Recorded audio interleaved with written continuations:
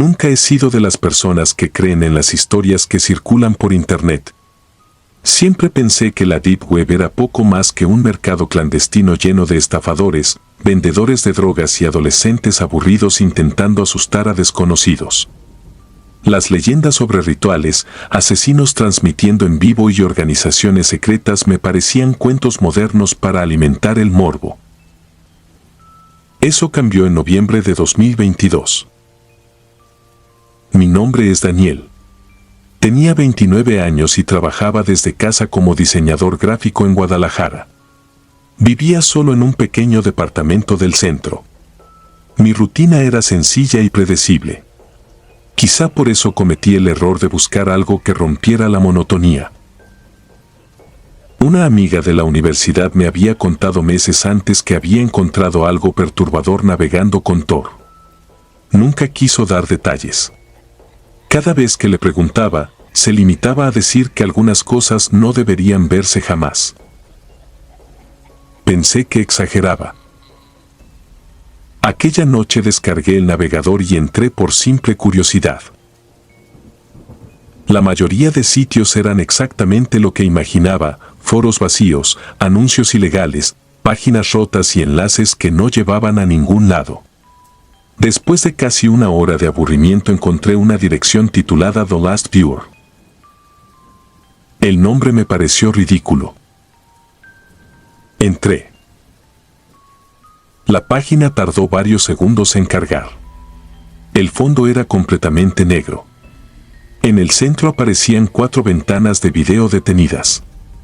Debajo de cada una había únicamente una palabra escrita con letras blancas. Casa. Oficina. Cafetería. Departamento. Al reproducir los videos descubrí que no eran grabaciones cualquiera. Mostraban personas reales. Una familia cenando mientras el padre ayudaba a su hijo con la tarea. Un grupo de empleados trabajando en una oficina durante horas extras. Una joven barista cerrando una cafetería antes de irse a casa. Un hombre que vivía solo, veía televisión mientras cenaba frente a una computadora. Las grabaciones parecían obtenidas desde dentro de sus hogares o lugares de trabajo. No había cortes extraños ni edición dramática. Eran fragmentos íntimos de vidas normales.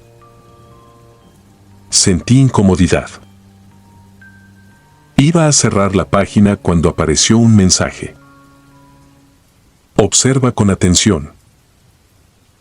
Una voz masculina, distorsionada por algún filtro, llenó mis audífonos. Cada vida tiene un final. Algunos finales necesitan testigos. Las imágenes cambiaron. En cada video apareció la hora exacta. 2:13 de la mañana. Y en el fondo de cada escena pude distinguir algo que antes no estaba allí. Una figura inmóvil. No era evidente. Había que buscarla. En la oficina estaba detrás del cristal de una sala de juntas. En la cafetería, reflejada en una vitrina. En la casa familiar, de pie junto a la puerta del patio. En el departamento del hombre solitario, parada detrás del sofá. Vestía completamente de negro. Sin rostro. Sin rasgos. Sentí un escalofrío recorrerme la espalda. Entonces apareció otro mensaje. Elige quien debe saberlo. Debajo de cada transmisión surgió un botón rojo. Pensé que era parte del espectáculo. Un juego macabro diseñado para incomodar. No hice clic. Intenté cerrar el navegador. No respondió. Apagué el Wi-Fi. La página siguió funcionando. Mi respiración comenzó a acelerarse. La voz volvió. Daniel, nadie puede marcharse sin participar. Escuchar mi nombre destruyó cualquier intento de racionalizar lo que ocurría. Me levanté bruscamente. Tropecé con la silla. Miré alrededor de mi departamento vacío mientras la pantalla continuaba mostrando aquellas vidas ajenas. La figura de negro había comenzado a moverse. Caminaba lentamente hacia ellos. La familia dormía. La barista conducía de regreso a casa. Los oficinistas seguían trabajando. El hombre solitario escribía frente a su computadora. Elige, susurró la voz. Uno puede recibir la advertencia. Comprendí lo que implicaba. No elegía una víctima. Elegía a quien avisar. Tal vez era una broma. Tal vez una organización criminal. Tal vez alguien había hackeado cámaras de seguridad. Elegí al hombre del departamento. Parecía el único despierto. Apareció un nuevo mensaje. Advertencia entregada. Su teléfono sonó. Vi cómo respondía confundido. Escuchó unos segundos. Luego se levantó aterrorizado y corrió hacia la puerta principal. La abrió. Y encontró a la figura esperándolo del otro lado. La transmisión terminó. Grité. Desconecté la computadora de la corriente. La pantalla permaneció encendida. Uno a uno, los otros videos desaparecieron hasta quedar únicamente un texto blanco sobre fondo negro. Gracias por participar. Esa noche no dormí. A la mañana siguiente intenté convencerme de que todo había sido una manipulación elaborada. Hasta que revisé las noticias locales.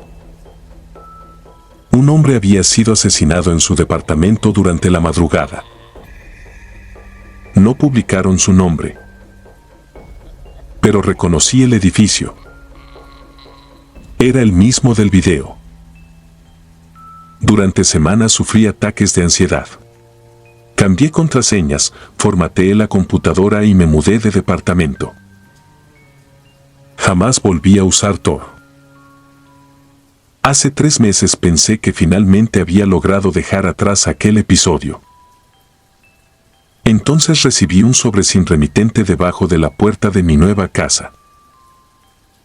Dentro había una fotografía reciente. Yo aparecía comprando café cerca de mi trabajo. En la esquina superior derecha alguien había escrito con tinta negra: Gracias por ser nuestro último espectador. Pronto será tu turno de elegir nuevamente. Lo peor no fue leer la nota. Lo peor fue notar el reflejo del cristal detrás de mí. Había una figura alta vestida completamente de negro, observándome. Y estoy completamente seguro de que, ese día, detrás de mí no había nadie.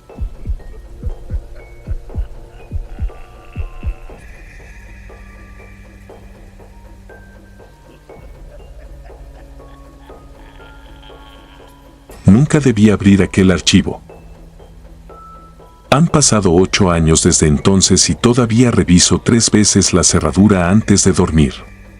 No soporto las cámaras apuntando hacia mí. Cubro las luces de los aparatos electrónicos con cinta negra y jamás dejo un dispositivo conectado durante la noche. No lo hago por paranoia. Lo hago porque aprendí que existen personas capaces de convertir una obsesión en una forma de cacería. Me llamo Adrián. En 2017 tenía 29 años y trabajaba como administrador de redes para una empresa de logística en Guadalajara. Siempre fui reservado, metódico y obsesivo con la seguridad informática. Mientras otros usaban Internet para distraerse, yo encontraba fascinante explorar sus rincones más oscuros. La Deep Web era, para mí, un rompecabezas técnico. Comencé administrando un pequeño foro oculto en la Dark Web dedicado a la privacidad digital. Usuarios anónimos compartían filtraciones de corrupción, vulnerabilidades de software y métodos para proteger la identidad. Yo imponía reglas estrictas. Nada relacionado con violencia explícita, tráfico ilegal o material perturbador. Al principio funcionó. Las donaciones llegaban con regularidad. Los usuarios agradecían el espacio. El foro crecía lentamente. Después dejó de parecer un foro. Todo empezó con mensajes privados enviados desde cuentas que no existían. No tenían nombre. No tenían historial. Aparecían directamente en mi panel administrativo. El primero decía: ¿cuántas veces revisaste la puerta anoche? Pensé que era una broma. Lo eliminé. El segundo llegó 10 minutos después. 2 veces antes de acostarte. Una tercera después de apagar la luz. Sentí un escalofrío recorriéndome la espalda. Vivía solo. Nadie podía saber eso. Revisé registros, direcciones IP, errores del sistema. No encontré nada. Me convencí de que alguien me estaba manipulando psicológicamente. Entonces comenzaron las fotografías. La primera mostraba mi automóvil estacionado frente al edificio. La segunda, mi escritorio en la oficina. La tercera fue tomada desde la cafetería donde desayunaba todos los martes. La cuarta era una imagen de la ventana de mi departamento. Desde adentro. Recuerdo haber sentido cómo se me secaba la boca. Recorrí el departamento con un cuchillo en la mano revisando closets, debajo de la cama, el baño, la terraza. No había nadie. Dormí con todas las luces encendidas. A las 3 de la madrugada desperté por un sonido húmedo. Algo parecido a dedos deslizándose lentamente sobre madera. Venía del otro lado de la puerta principal. No hubo golpes. Solo ese roce lento, deliberado. Como si alguien acariciara la puerta con la yema de los dedos. Me quedé inmóvil en la cama. No respiraba. El sonido duró varios minutos. Después desapareció. No tuve valor para acercarme hasta que amaneció. Cuando abrí la puerta encontré un sobre blanco. Dentro había una fotografía tomada mientras yo dormía. No era reciente. Llevaba la misma pijama, pero la habitación estaba organizada de una manera distinta. Una distribución que había cambiado casi un año atrás. Al reverso de la foto alguien había escrito con tinta azul: te ves más tranquilo cuando duermes. Vomité en el lavabo. Esa tarde llamé a Iván, un antiguo compañero de universidad especializado en análisis forense digital. Le conté todo. No me creyó. Hasta que vio la fotografía. Esa noche instalamos cámaras dentro del departamento. Micrófonos.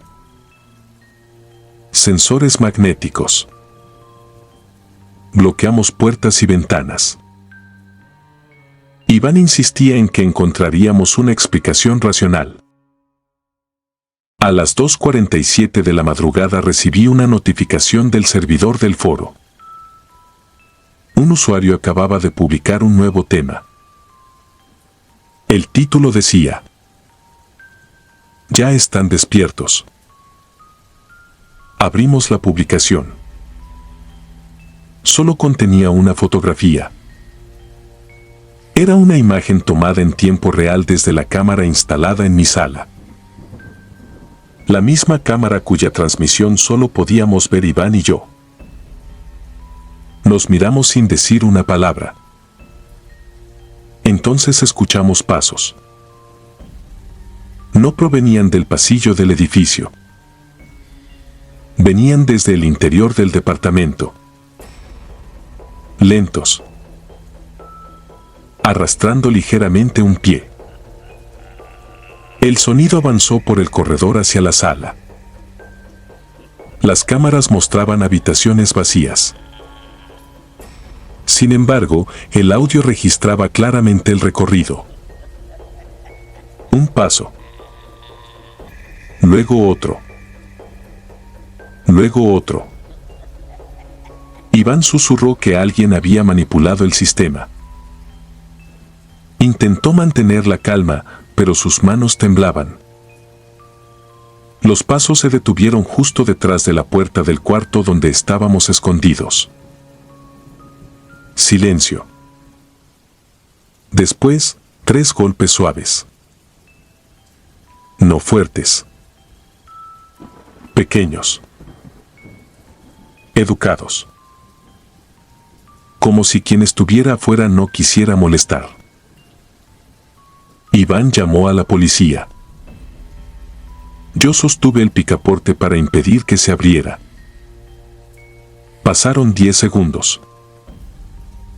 30. 1 minuto. Nada. Cuando finalmente llegaron los agentes, registraron el departamento completo. No encontraron intrusos. Sin señales de ingreso forzado. Sin huellas. Sin evidencia física. Creí que todo había terminado. Hasta que uno de los policías regresó sosteniendo una bolsa transparente. Dentro había un objeto pequeño. Una memoria USB. La habían encontrado debajo de mi cama. Yo jamás la había visto. El contenido fue revisado días después por las autoridades. Había cientos de carpetas. Miles de fotografías. Yo comprando comida. Yo haciendo ejercicio. Yo esperando el semáforo para cruzar la calle. Yo hablando con mi madre. Yo durmiendo. Yo llorando durante el funeral de mi padre años atrás. La fotografía más antigua tenía fecha de 2011. 6 años antes de crear el foro. El detective encargado del caso permaneció en silencio durante varios minutos antes de decirme algo que aún me persigue. Adrián, quien hizo esto te observaba mucho antes de que entraras a la dark web. Detuvieron a una mujer llamada Verónica. Tenía 34 años. Había participado activamente en el foro utilizando distintas identidades. En su departamento encontraron paredes cubiertas con imágenes mías. Horarios. Mapas. Listas escritas a mano. Un diario donde describía cómo sería nuestra vida juntos. Los periódicos llamaron al caso la acosadora de la Deep Web. Todos creyeron que el horror había terminado. Yo también. Hasta que el detective me pidió regresar para mostrarme algo que no aparecía en el informe oficial. En el disco duro de Verónica existía un archivo de video. Ella aparecía dormida en su cama. La cámara estaba dentro de su habitación. A simple vista parecía irrelevante. Entonces el detective pausó la grabación. Amplió el reflejo del espejo frente a la cama. Sentí que el estómago se me cerraba. Había una figura de pie observándola dormir. No era Verónica. No era ningún policía. Y según los registros, el video había sido grabado mientras ella estaba completamente sola en su departamento. El detective apagó la pantalla. Con voz baja me dijo que nunca incluyeron aquello en el expediente porque nadie pudo identificar a esa persona ni explicar cómo ingresó. No volvió a mencionarlo. El caso fue archivado. Verónica fue internada en una institución psiquiátrica. Intenté reconstruir mi vida. Cambié de ciudad. Vendí todo mi equipo. Desaparecí de internet. Hace 3 meses recibí una carta sin remitente. No tenía estampillas ni marcas postales. Dentro encontré una fotografía reciente de mi dormitorio. Yo aparecía dormido. En el reverso alguien escribió: Verónica solo estaba siendo observada igual que tú. Todavía no entiendes que nunca fuimos usuarios del foro. Nosotros éramos el foro. Desde entonces, cada madrugada, exactamente a las 2:47, despierto con la sensación de que alguien permanece inmóvil al otro lado de mi puerta. Y hay noches en las que escucho ese sonido otra vez. Dedos deslizándose lentamente sobre la madera. Esperando. Con una paciencia inhumana. Como si supieran que, tarde o temprano, voy a abrir. Suscribirte y darle like ayuda mucho a este canal. Si ya has escuchado mi contenido antes, te ha gustado y estás disfrutando lo que escuchas en este sector, te agradeceré que presiones el botón de suscribirse. Sin más interrupciones, continuamos.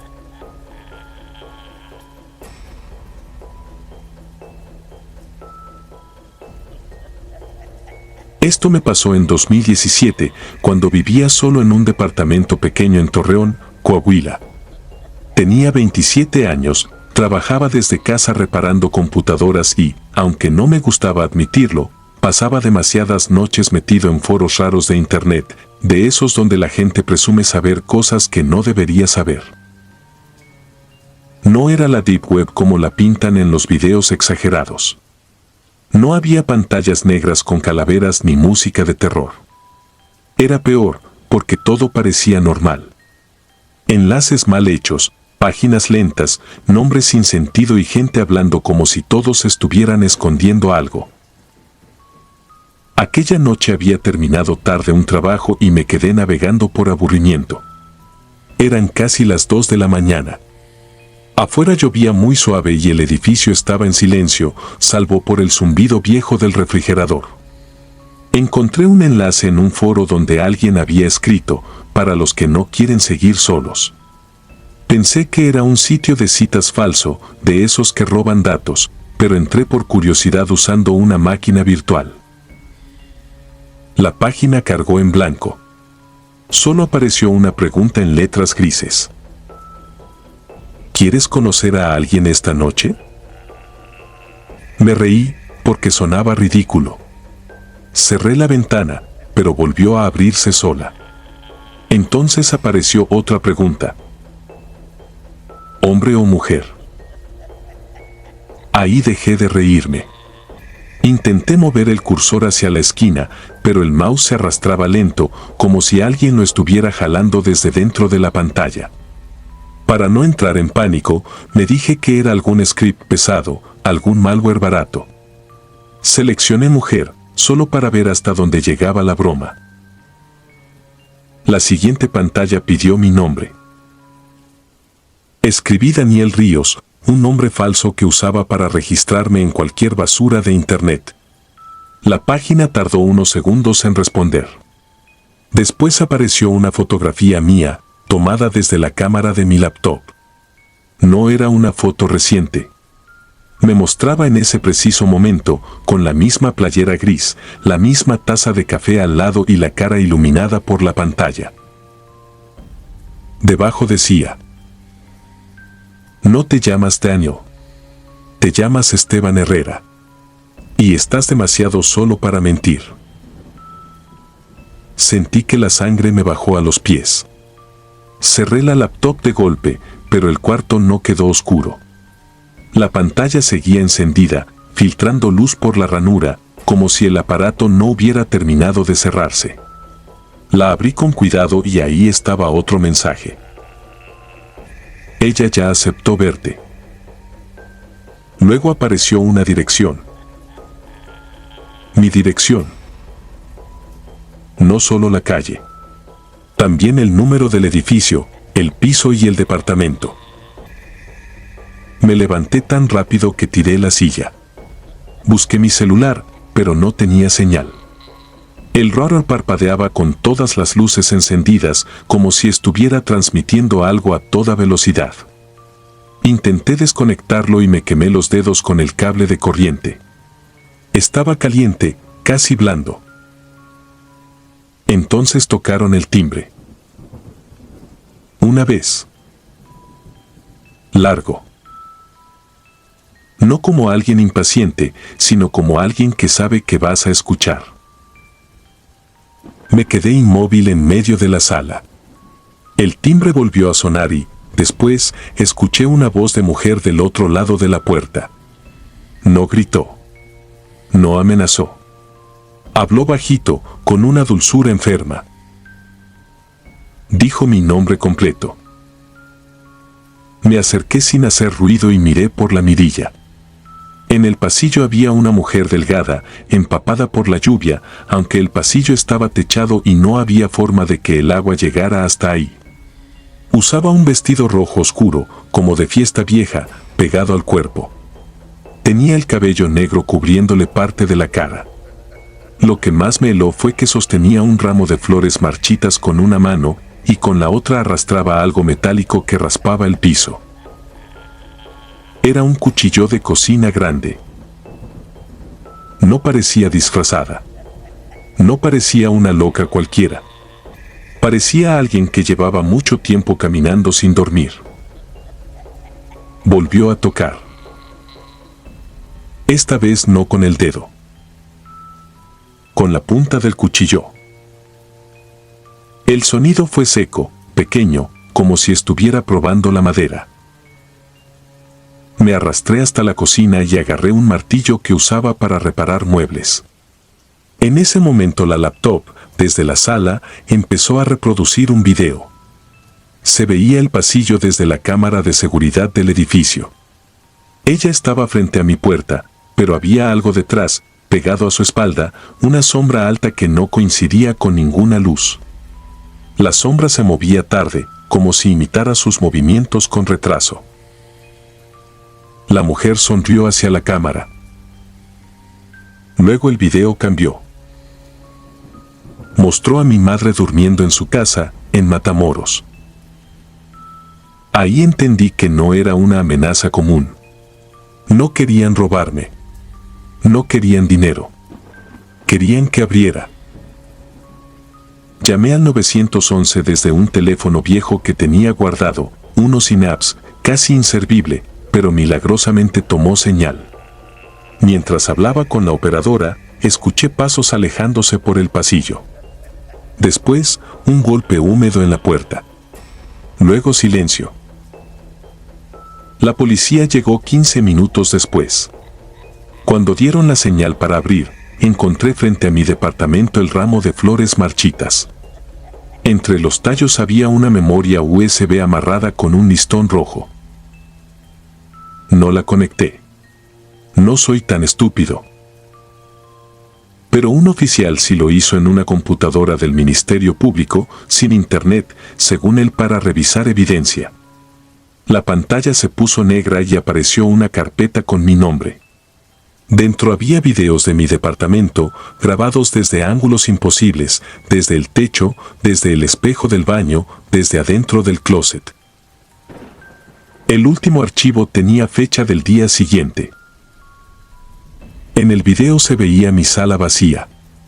Luego yo entraba, abría la puerta y dejaba pasar a la mujer del vestido rojo. El archivo duraba 8 minutos.